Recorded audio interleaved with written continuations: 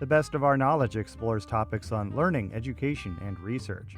Coming up, for more than a decade, glass artists at the Brattleboro Museum and Art Center in southern Vermont have been challenged and inspired by the creativity of children. We'll speak with an artist who is bringing drawings to life. And we'll catch up with an apple researcher in western Massachusetts. I'm Lucas Willard, host of The Best of Our Knowledge.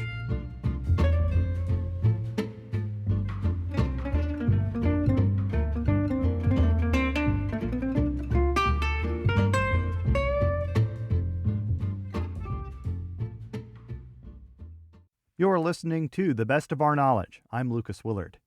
Since 2011, glass artists at the Brattleboro Museum and Art Center in southern Vermont have been challenged and inspired by the creativity of children. Glasstastic invites kids of all ages to dream up imaginary creatures. Their drawings are then rendered into glass sculptures. One of the glass artists, Robert Dugrenier, has participated in Glasstastic for 7 years. Robert is the owner of the Robert Dugrenier Glass Art Gallery in Townsend, Vermont. The Best of Our Knowledge's Madeline Reynolds spoke with him about the glass sculpture making process. Their imagination is just amazing and quite challenging to make in glass. And what are the opportunities that are given to them to maybe learn about glass making? So a few of the designs that the particular artists choose, I know I have had two of the creators come to the studio when we're making the pieces, and they enjoyed that immensely. And they would comment and, no, that's not right. Make it a little curvier. So it was just, they had this amazing vision, and I think helping look at the process of glass blowing, one, is really fascinating, and two, they were just in awe. It was incredible. It was a bit of inspiration, I think, potentially for, their future creative selves. So if we can inspire one kid at an early age to have a passion and take up a career, it's brilliant. Have you learned anything in this process from the children, and have any of the designs maybe challenge you that you haven't been challenged before in any of the other pieces that you've made? Yeah, every single design that comes through is a huge challenge because, they're fantasy creatures, and glass blowing has a lot of restrictions and techniques and challenges. I mean, you're working with a molten moving material, and to try to control it and adapt it and still get the spirit of the creatures that the kids are creating is a huge challenge. And it gets us outside of our box. So I think that that's a wonderful thing because there are forms and shapes and ideas that we had never dreamed of doing. And that exposes to our childness self. And you forget how many things that, the material dictates what you can do. So when I usually sit down to design something, I know how I can make it already. So when I sit down to make one of these things, I have no idea. And it usually takes 2 or 3 creatures, of one design to get it really to have the character that the child's envisioning. And with the many drawings that are submitted, what makes you pick one maybe over the other to bring to life? One just speaks to you, they usually ask us to do 2 or 3 because we're looking through 4 or 5 binding notebooks of drawings, hundreds and hundreds and hundreds of drawings, and I don't know, one will just speak to you. I know the first year I chose a dragon which had all these parts and bits and fire coming out of the mouth, which was pretty much impossible to do with glass blowing. So I did kind of learn my lesson the first year. I did achieve something. It wasn't as great or that I was as proud of, but the child loved it. But that definitely, when I'm looking at the drawings, I'm also thinking about, really, is it possible? How big of a challenge is this going to be? So there's a little bit of influence there, just knowing the techniques that we use in glass making. I would love for you maybe to describe some of the techniques that you do use in glass making. Great. So there's many different ways to blow glass, to make glass. The techniques that some of us are using is called offhand blowing. So you have a a furnace of molten glass, and you're gathering glass on rods out of it, out of the furnace, and you're manipulating it with various tools, and you're reheating it. You're adding color, you're adding bits, and it's something that the glass has to be above 960 degrees the whole time you're making it. If it cools below that, the chances of the glass fracturing are huge, or falling off one of the pipes that you have. So it's a challenge, and you can't put it away and then bring it out again and work on it. So it can take anywhere from a half an hour to 2 hours to perfect the piece that you're working on. And then once it has the feeling and character that we're trying to achieve from the child's drawing, it goes into what's called an annealing oven, and that's held at 960 degrees and slowly cools down over 18 hours. So the inside and the outside of the glass is the same temperature every degree it goes down. And that anneals the glass. It aligns all the molecules up properly, and there's no stress in it, so it doesn't crack. If we just left it out to air cool, it would explode within 5 or 10 minutes. There are other glass workers that use lamp glass, which is they're melting the glass with a torch on a bench, and there's various glasses that you can use, and one is borosilicate glass, which is the glass like Pyrex that our coffee pots are made, and you can put it on a hot stove and it's not going to crack. So that you can work and cool and add bits. You can get a lot finer detail with a fine torch and fine colors, much finer than you can with the offhand glass blowing. There's also another type of glass, which is a soda lime glass that the flame workers use also, which is softer. It's a little more challenging than the Pyrex, but it also creates a very similar effect and incredibly realistic. I mean, some of the artists that are in the show, their own personal work. One guy does these amazing insects, tiny little legs. I mean, they're just absolutely exquisite, all made out of glass. And so there's inspirations. I'm sure they're looking at the drawings, and they're looking at something that might be a little more delicate and fine detailed than some of the offhand glass blowers would use. And I would love for you to take me throughout your process and the steps that you take once you've chosen a drawing of an imaginary creature and then therefore creating this glass sculpture. It's not an exact duplicate, but you're trying to get the feeling of the creature. And what's wonderful is not only are they drawing, they're telling the story of who the creature is and what he does. I remember one year I did, it was Squidward, I think it was one of the Nickelodeon characters, and he lived under sea, and they told us what he ate. And so inspiration from the story that they achieved with the drawing really just adds another dimension. And when they're displayed with the drawing and with the imaginary character's description, and then of course the final piece. And I think what's beautiful and wonderful about the Brattleboro Museum show that they've put together is that the child receives the award, the glass piece.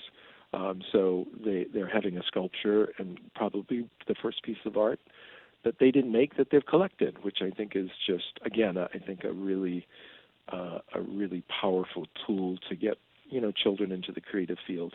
And how long does it take to make a glass sculpture, and what kind of glass do you use specifically?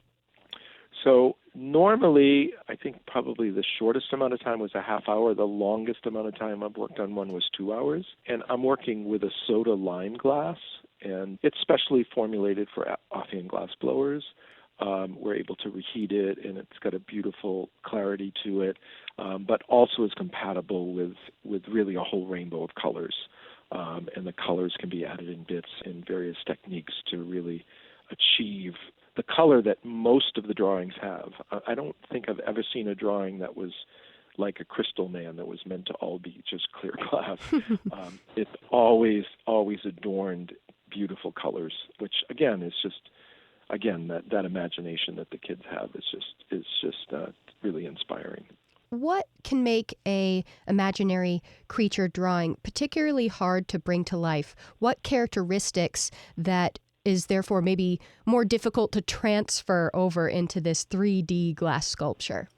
So I think if there was a monster that had 28 legs, you put one leg on at a time. By the time you get the 28th leg on, all the other ones have melted. So usually appendages are something is really difficult to do on the offhand blowing. 2 or 3 legs are fine. We leave that to the flame workers that can add 26 legs, because they don't have to keep them all equally heated at once. They can add one, let it cool, add another one, let it cool, add another one, especially using the borosilicate glass, the Pyrex glass. And you kind of alluded to this before in the previous questions that I've asked, but I would love to know where you learned how to make art with glass and what inspired you. So, I was inspired at 12 years old, up at the Montreal Expo, looking at live glassblowing demos, and really realized that glass is in every part of our lives, from windows to lenses to telescopes to drinking glasses to it's there. And I never realized it until I saw glass being manipulated in so many different ways and so many different methods.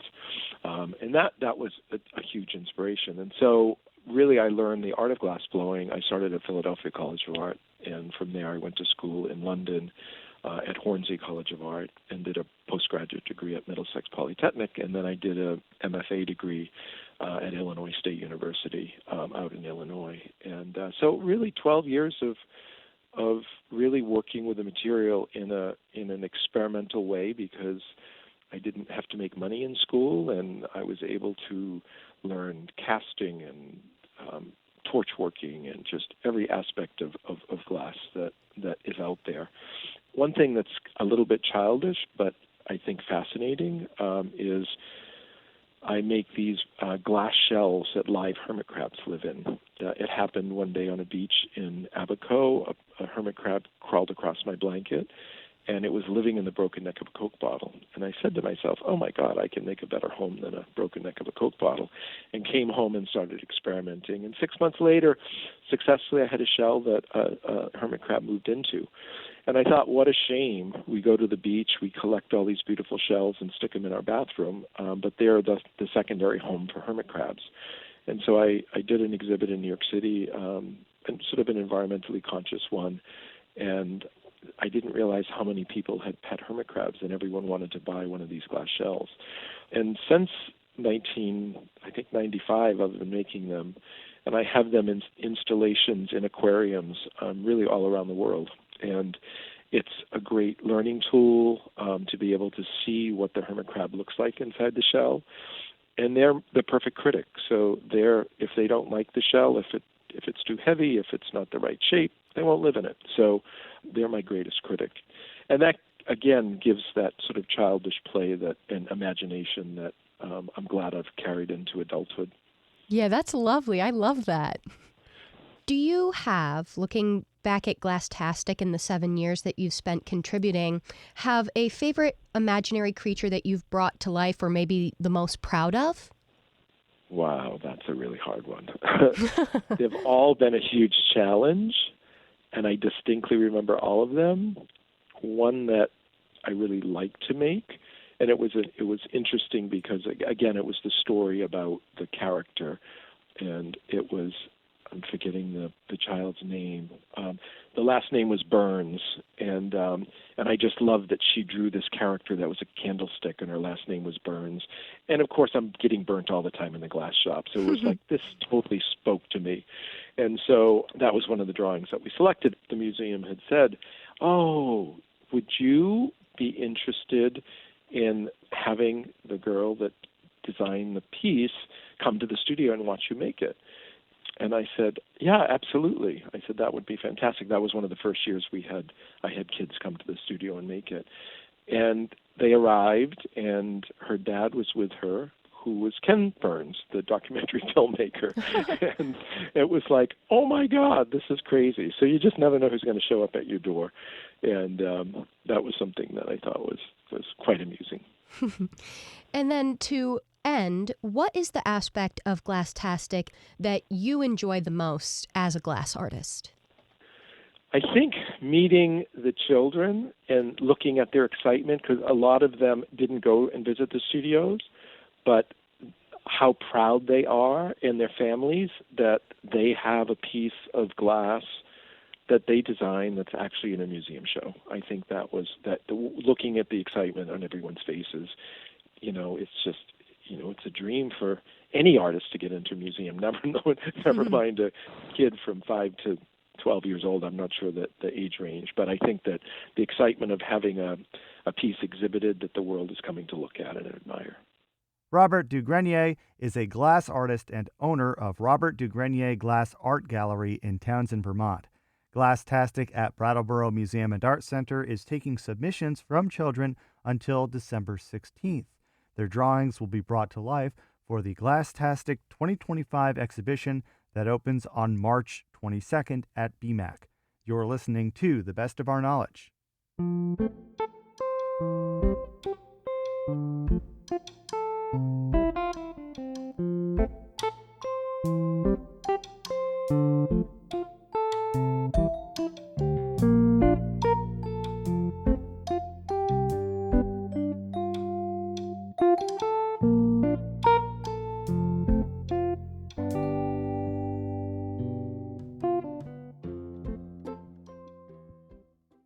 The Battle of Saratoga in 1777 is known as the turning point of the American Revolution. Almost 250 years later, residents and students in the small New York community of Schuylerville celebrated the Continental Army's victory.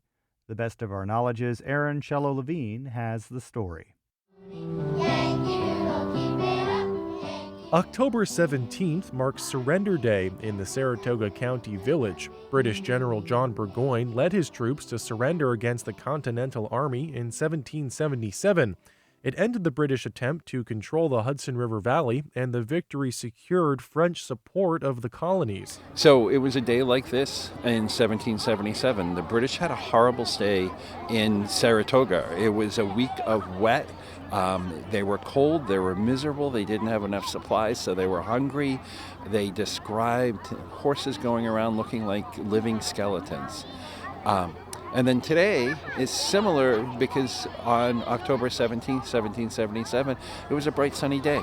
Town of Saratoga historian Sean Kelleher is wearing a blue and white cotton coat and tricorn hat, dressed as American General Horatio Gates.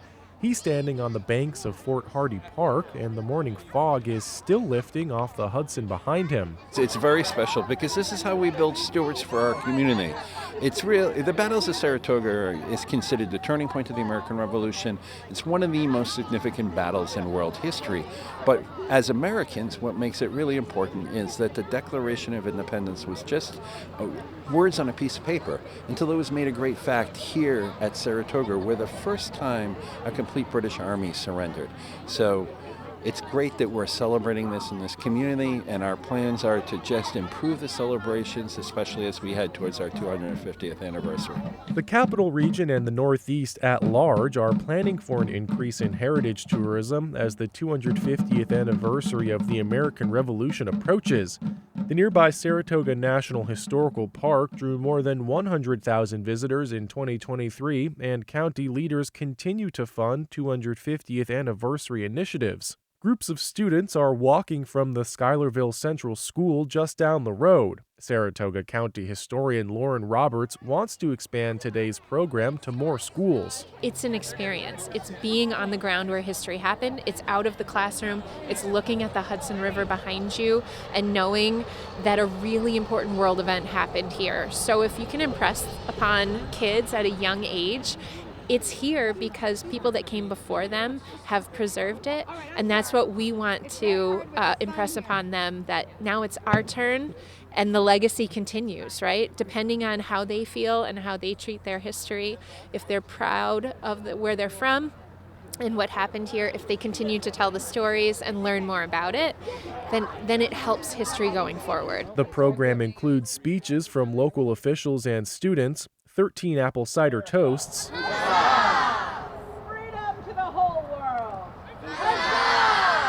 a reenactment of the surrender, He returned my sword, but he's keeping my army! and a live cannon. Fire! It's one of teacher Peter Carner's favorite days of the year. He's a history buff. I was going to say the kids love the cannon, obviously. But for these guys, and seeing the people reenact in their attire, having the kids come in with the muskets really puts it into perspective and puts it real for them. So it's not just something they read about in books. They're seeing it and talking to the people. So that makes it real life. It's very easy to teach fourth grade history in Schuylerville. His students have a harder time picking their favorite part of the morning. The shooting the cannons and singing. Shooting the cannons. For me, it was either drumming or the canning. For the best of our knowledge, I'm Aaron Shello-Levine.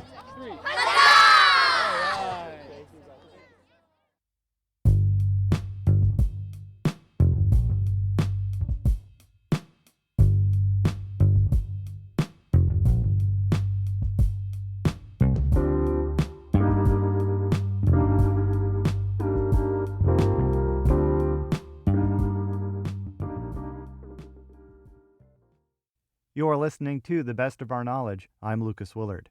Autumn is the season for apples in the Northeast. In Massachusetts, one researcher is looking for more than just a crisp taste. As WAMC's Pioneer Valley Bureau Chief James Polyologopoulos reports, the red, green, and gold fruits of labor tend to thrive in the Bay State. Since Labor Day, it's been one of the busiest times of the year for fruit scientists and specialists like John Clements. Plugging away in the lab at the University of Massachusetts Cold Spring Orchard, tucked away in Belchertown near the Quabbin Reservoir, his days include adding troves of data to an apple maturity report, a lengthy assessment keeping tabs on different varieties and how they're faring. Letting WAMC take a peek of the operation in late September, he was in the midst of testing a half-dozen Harrelsons. Slicing them up, he hits them with an iodine solution to test their starchiness. He's also able to see a disorder emerging in the variety. I cut these in half right down the equator. This is a disorder called watercore that is not in itself not terrible. If anything, he says, it's a sign of how ripe this kind of apple is at this stage of the year. For almost 25 years, Clements has been working with the university's Extension Unit. Part of the UMass Amherst Center for Agriculture, Food, and the Environment, the university says it is the Massachusetts partner in the National Cooperative Extension System and addresses public concerns of high priority for the Commonwealth. That includes providing training, educational opportunities, and spreading research amongst growers. For Clements, the Extension Fruit Team leader, that often means traveling across the state to meet and advise with orchard owners, spreading word of new trends while hearing concerns and answering questions. While the state is known for its cranberry bogs and nurseries, its apple crop is close to the core too. Clements estimates his customer base is about 100 apple farmers, combining for roughly 3,000 acres in Massachusetts, a state that, while small compared to other agricultural hubs, is more than ideal for the crop. I like to say that we are in the sweet spot for growing apples. I mean, we may be affected by climate change a little bit, but we can grow almost any apple variety here. Whereas you go farther north, where they have like up in Canada where they have a shorter growing season. You go farther south, they have, the hot weather. Apples don't really like hot weather. They're more of a real temperate. So we're in a real sweet spot. That sweet spot includes the slice of Hampshire County Clements and a handful of other researchers make use of. The property spans about 50 acres, including space devoted to peaches and other fruits. But this time of the year, the name of the game is apples, now ripe and, in many cases, falling to the ground. The facility came to be in the early 1960s after UMass Amherst moved to convert its previous research orchard into dorms. Clements says due to the significance of the orchard, the Massachusetts Fruit Growers Association pitched in to purchase the then Hannafin farm and donate the property. Nowadays, Cold Spring Orchard is open throughout the week for those wanting to pick fruit themselves or buy some at their shop. The orchard's largely self-sustaining, Clements says, with McIntosh, Gala, and Cortlands among the varieties available. The orchard's also the scene of experiments. Probably during a growing season between the entomologists, the horticulturists, the pathologists, we had 6, 7, 8 different experiments. And they can change from year to year. Often it's just looking at, we can look at management tactics. Sometimes it's, called IPM, integrated pest management, whether it's spraying or using traps, monitoring the pests. We do all that. I have a bunch of weather stations in this orchard that are kind of monitoring the microclimates. More than 100 varieties of apples are growing on the property, many in the back, off limits to the public, including a sort of researcher's playground, Clements explains as he gives me a tour, driving between the rows of crossbreeds, products of testing, and special types of apples undergoing experiments. One particular variety, Modi apples, grow in this spot, slender and dark red. Clements can't recall how they came to be at Cold Spring, but we take a bite anyway. These are the only Modi trees in Massachusetts. There's an outfit in California that has licensed this. These were from Italy. To license, the group that bred this apple licensed this outfit in California to grow these, and they won't let anybody have them. It's unfortunate because I think it's a nice apple. We could, it grows well for us. It's productive every year. Nearby and somewhat similar in shape and color are the pizzazz apples, a club variety that can't be grown in the rest of Massachusetts. You don't have to eat the whole thing. Just take one bite. Tell me what you think. Be honest, too. That's not bad. Mm-hmm. That's well balanced. Mm-hmm. Elsewhere in the rows of apple trees are varieties tied to the Midwest Apple Improvement Association, one of several groups trying to introduce new varieties for smaller growers, including pick-your-own growers. Clements estimates there's about 15 or 20 different varieties in that vein. By and large, he says the apple industry in New England itself is generally shrinking. Stiff competition in the wholesale business poses challenges, and on top of taking years, creating new orchards is a costly affair, an estimated $20,000 to $25,000 an acre at least. But Clements says those who are in it for the long haul. Helping them out through UMass is its own reward. So over the course of 25 years, you get to know them pretty well, and that's really the rewarding part of my job. In addition to this kind of research, I also like this, but working with the growers, helping them solve problems, become more sustainable, hopefully more profitable. Many of them are very good business people, and I even hesitate to call them small businesses because some of these orchards are become quite big, and they're small businesses, yes, but multi-million-dollar small businesses, if you can imagine. Trust me. Reporting from Belchertown, this is James Polyologopoulos at WAMC's Pioneer Valley News Bureau on the campus of Western New England University. If you'd like to tell the best of our knowledge what you think, send us an email at knowledge@wamc.org. You can listen to the best of our knowledge anytime as a podcast, downloadable wherever you get your podcasts. If you want to catch up on past episodes or hear more WAMC National Productions programs on the news, academic study, books, women's issues, the media, and the environment, visit WAMCpodcasts.org. This has been The Best of Our Knowledge, episode 1777. The Best of Our Knowledge is a national production of WAMC, Northeast Public Radio. Thanks to associate producer Madeline Reynolds. The latest on all National Productions programs is available via the Airwaves newsletter and our flagship station's website, WAMC.org. Until next time, I'm Lucas Willard.